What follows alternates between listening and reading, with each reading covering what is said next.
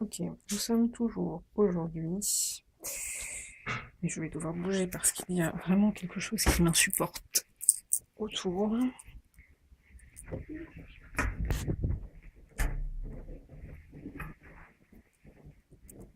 Voilà, il y a parfois vraiment des choses qui sont là pour nous éprouver. Bien, je vais donc reprendre la lecture du chapitre 18 du livre des Nombres. L'Éternel dit à Aaron, toi et tes fils, et la maison de ton père avec toi, vous porterez la peine des iniquités commises dans le sanctuaire. Toi et tes fils avec toi, vous porterez, je répète, donc la peine des iniquités commises dans l'exercice de votre sacerdoce. Fais aussi approcher de toi tes frères, la tribu de Lévi, la tribu de ton père, afin qu'ils te soient attachés et qu'ils te servent lorsque toi et tes fils avec toi, vous serez devant la tente du témoignage. Ils observeront ce que tu leur ordonneras et ce qui concerne toute la tente. Mais ils ne s'approcheront ni des ustensiles du sanctuaire, ni de l'autel, de peur que vous ne mouriez, eux et vous. Ils te seront attachés et ils observeront ce qui concerne la tente d'assignation pour tout le service de la tente. Aucun étranger n'approchera de vous. Vous observerez ce qui concerne le sanctuaire et l'autel, afin qu'il n'y ait plus de colère contre les enfants d'Israël. Voici, j'ai pris vos frères les Lévites du milieu des enfants d'Israël, donnés à l'Éternel, ils vous sont remis en don pour faire le service de la tente d'assignation. Toi et tes fils avec toi, vous observerez les fonctions de votre sacerdoce pour tout ce qui concerne l'autel et pour ce qui est en dedans du voile. C'est le service que vous ferez. Je vous accorde en pur don l'exercice du sacerdoce. L'étranger qui approchera sera mis à mort. L'Éternel dit à Aaron, voici de toutes les choses que consacrent les enfants d'Israël, je te donne celles qui me sont offertes par élévation. Je te les donne à toi et à tes fils comme droit d'onction par une loi perpétuelle. Voici ce qui t'appartiendra parmi les choses très saintes, qui ne sont pas consumées par le feu. Toutes leurs offrandes, tous leurs dons, toutes leurs offrandes, je reprends, tous leurs dons, tous leurs sacrifices d'expiation et tous les sacrifices de culpabilité qu'ils m'offriront. Ces choses très saintes seront pour toi et pour tes fils. Vous les mangerez dans un lieu très saint. Tout mâle en mangera. Vous les regarderez comme saintes. Voici encore ce qui t'appartiendra. 2 points. Tous les dons que les enfants d'Israël présenteront par élévation et en les agitant de côté et d'autre. Je te les donne à toi, à tes fils et à tes filles. Et à tes filles avec toi par une loi perpétuelle. Quiconque sera pur dans ta maison en mangera. Je te donne les prémices qu'ils offriront à l'Éternel. Tout ce qu'il y aura de meilleur en huile, tout ce qu'il y aura de meilleur en moût et en blé.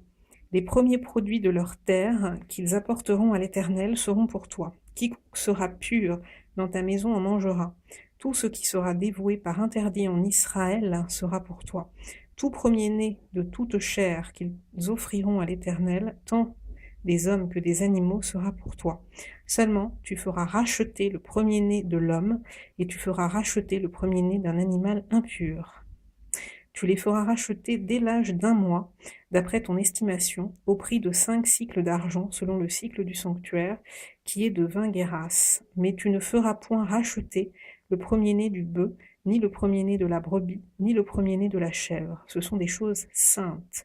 Tu répandras leur sang sur l'autel, et tu brûleras leur graisse. Ce sera un sacrifice consumé par le feu, d'une agréable odeur à l'Éternel.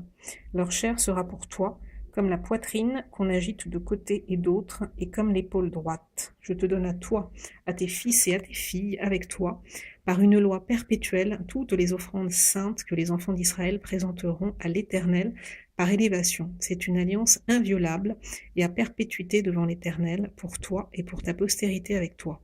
L'Éternel dit à Aaron, tu ne posséderas rien dans leur pays, et il n'y aura point de part pour toi au milieu d'eux. C'est moi qui suis ta part et ta possession au milieu des enfants d'Israël.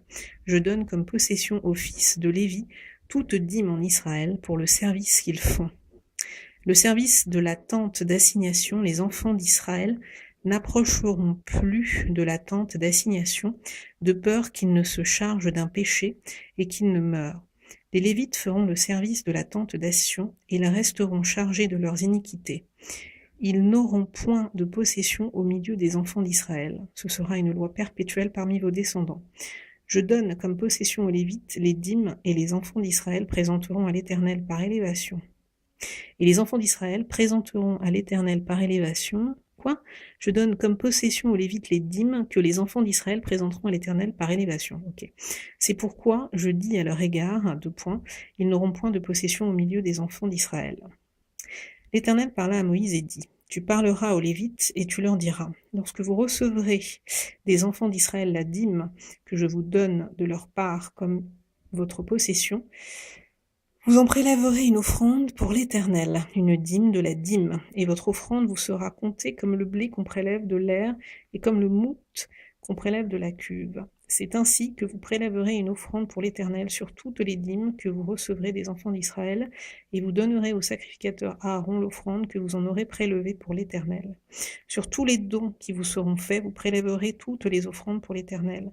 Sur tout ce qu'il y aura de meilleur, vous prélèverez la portion consacrée. Tu leur diras, quand vous en aurez prélevé le meilleur, la dîme sera comptée aux Lévites, comme le revenu de l'aire et comme le revenu de la cuve. Vous la mangerez en un lieu quelconque, vous et votre maison, car c'est votre salaire pour le service que vous faites dans la tente d'assignation. Vous ne serez chargés pour cela d'aucun péché. Quand vous en aurez prélevé le meilleur, vous ne profanerez point les offrandes saintes des enfants d'Israël, et vous ne mourrez point. Chapitre 19, toujours, du livre des Nombres. Chapitre 19, donc. L'Éternel parla à Moïse et à Aaron et dit, voici ce qui est ordonné par la loi que l'Éternel a prescrite en disant, parle aux enfants d'Israël et qu'ils t'amènent une vache rousse, sans tache, sans défaut corporel et qui n'ait point porté le joug. Vous la remettrez au sacrificateur Éléazar, qui la fera sortir du camp, et on l'égorgera devant lui. Le sacrificateur Éléazar prendra du sang de la vache avec le doigt, et il en fera 7 fois l'aspersion sur le devant de la tente d'assignation. On brûlera la vache sous ses yeux, on brûlera sa peau, sa chair et son sang avec ses excréments. Le sacrificateur prendra du bois de cèdre, de l'hysope et du cramoisi, et il les jettera au milieu des flammes qui consumeront la vache. Le sacrificateur lavera ses vêtements et lavera son corps dans l'eau. Puis il rentrera dans le camp et sera impur jusqu'au soir. Celui qui aura brûlé la vache lavera ses vêtements dans l'eau et lavera son corps dans l'eau. Et il sera impur jusqu'au soir. Un homme pur recueillera la cendre de la vache et la déposera hors du camp dans un lieu pur. On la conservera pour l'assemblée des enfants d'Israël afin d'en faire l'eau de purification. C'est une eau expiatoire. Celui qui aura recueilli la cendre de la vache lavera ses vêtements et sera impur jusqu'au soir. Ce sera une loi perpétuelle pour les enfants d'Israël et pour l'étranger en séjour au milieu d'eux. Celui qui touchera un mort, un corps humain quelconque, sera impur pendant 7 jours. Il se purifiera avec cette eau le 3e jour et le 7e jour, et il sera pur. Mais s'il ne se purifie pas le 3e jour et le 7e jour, il ne sera pas pur. Celui qui touchera un mort, le corps d'un homme qui sera mort et qui ne se purifiera pas, souille le tabernacle de l'Éternel. Celui-là sera retranché d'Israël. Comme l'eau de purification n'a pas été répandue sur lui, il est impur et son impureté est encore sur lui. Voici la loi. Lorsqu'un homme mourra dans une tente, quiconque entrera dans la tente et quiconque se trouvera dans la tente sera impur pendant 7 jours. Tout vase découvert sur lequel il n'y aura point de couvercle attaché sera impur. Quiconque touchera dans les champs un homme tué par l'épée, ou un mort, ou des ossements humains, ou un sépulcre sera impur pendant 7 jours. On prendra pour celui qui est impur de la cendre de la victime expiatoire qui a été brûlée, et on mettra dessus de l'eau vive dans un vase. Un homme pur prendra de l'hysope et la trempera dans l'eau.